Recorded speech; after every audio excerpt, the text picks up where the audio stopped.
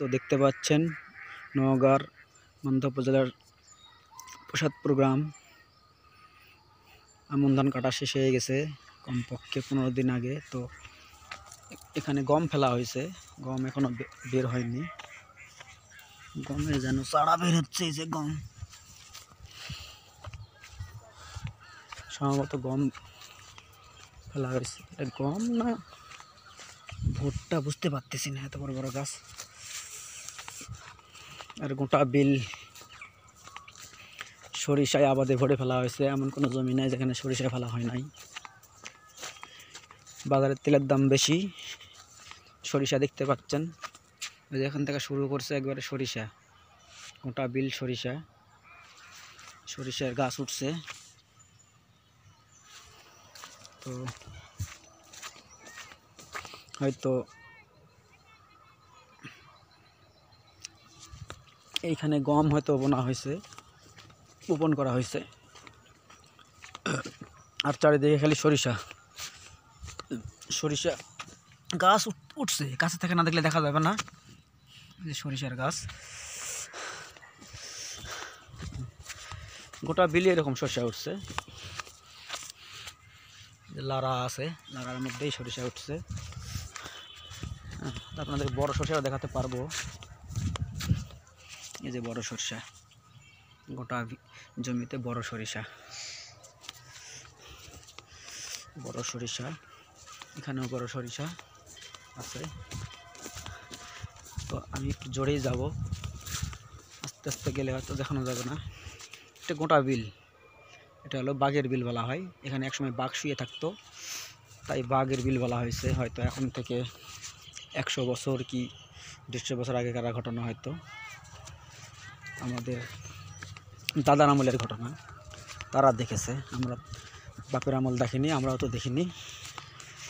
তো এই বাঘের বিল, ঐতিহ্যবাহী বাঘের বিল।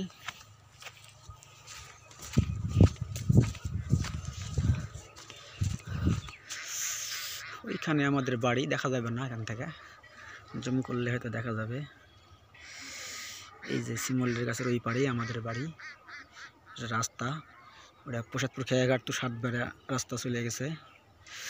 তো আমার বাড়ির পাশে যেহেতু রাস্তাটি পারে, যেহেতু এই বিলটা বাঘের বিল,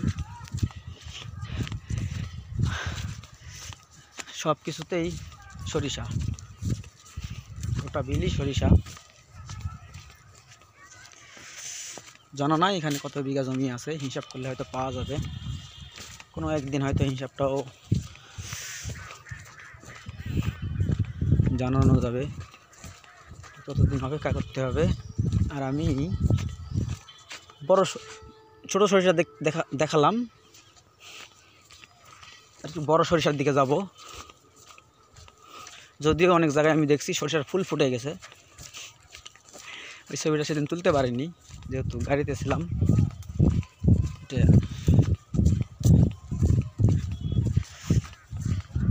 চেষ্টা করলে ছবিটা তোলা যায়, তো তুলিনি।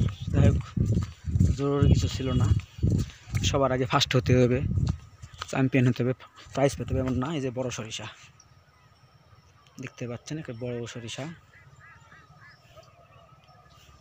এটা আমাদের আয়াজ ভাইয়ের জমি, আয়াজউদ্দিন ফকির, প্রসাদপুরের।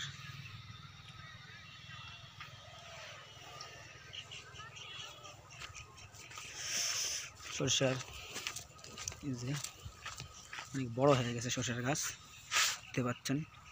হয়তো সামনের সপ্তাহে গোটা জমি ইয়ে হয়ে যাবে, ফুল ফুটে যাবে।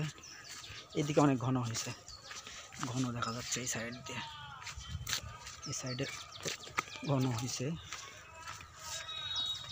প্রচুর সরিষা, বড় বড় সরিষা। এতে ড্রেন, এখান থেকে পানি আসে, আত্রাই নদীর থেকে পানি আসে। এটা আবার কি গো, ও দড়ি টাঙ্গায় রাখছে, সুতা টাঙ্গায় রাখছে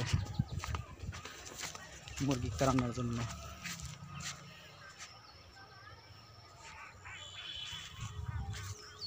এই হলো সরিষা,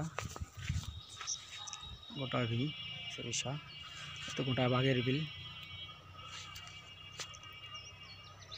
কিছু বাড়ি হয়ে গেছে। এটা আমাদের গোরস্থান, পাকা রাস্তা। তো সবাই ভালো থাকবেন, আল্লাহ হাফিজ। কাঁচা রাস্তা ৭৫ খেয়াঘাট থেকে একবারে কমিউনিটি ক্লিনিক সাতবাড়িয়া পর্যন্ত কাঁচাই আছে, 2 কিলোমিটার 2.5 কিলোমিটার। কবে পাখা হবে কে জানে। পাখা কাঁচা রাস্তা, কাঁচা।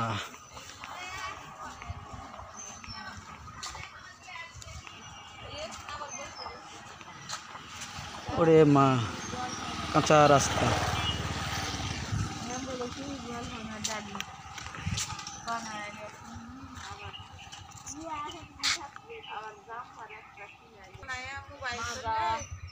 তুই যায় ওই আলি আবার তালার উপর বড়